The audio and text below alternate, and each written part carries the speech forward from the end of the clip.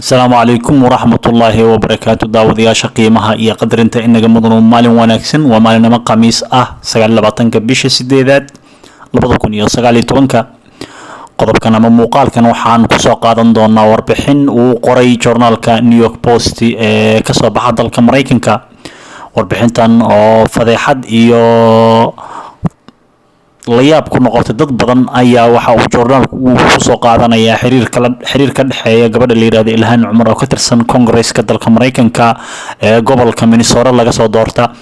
Gabadhan Ilhan Cumar iyo xiriir kala dhaxeeya ninkii u qaabilsanaa ololihii doorashada ay ku guuleysatay sanadka 2018 oo la yiraahdo Tim Maynard ayuu warbixintu sheegaydaa in xiriir qoto dheer oo hoose ka dhaxeeyay walow in badan la isku xamanayay balse hadda waxa ku eedeynaya inuu ku qiyaameeyay oo xiriirkaasi uu jiro gabar la yiraahdo Dr. Beth Maynard oo ah xaaska Tim Maynard u dhaxda gabadhan oo sheegtay ninkani inuu ku qiyaameeyay Ilhan Cumar in muddo ah balse bishii April uu horteeda ka qirtay inuu xiriir jacayl kala dhaxeeyo Ilhan Cumar taas oo fajac ku noqotay sida ay warbixintu u sheegtay maadaama labadooda Tim Maynard iyo Beth Maynard ay yihiin dad in muddo ah wada noolaa oo jacayl iyo ubad isu haya. waxay haystaan wiil 13 sano jir ah.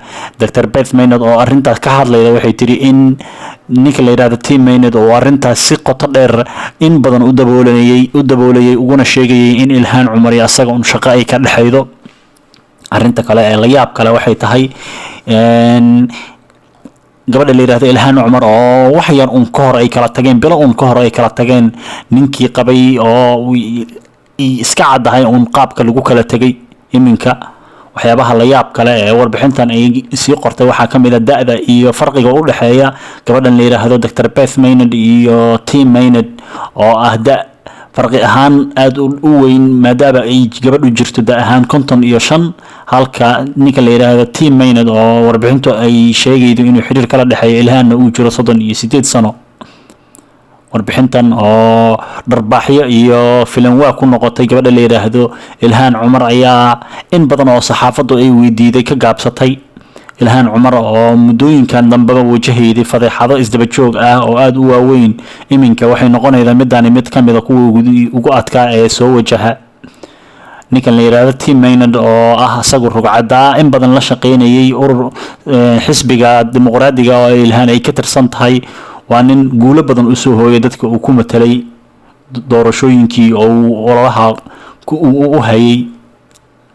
Tim Maynard oo ay saxaafadu in badan weydiiday arintaasi uu ka gaabsaday walow iminka ay u egtahay inuu arintaasi ay iska cadahay.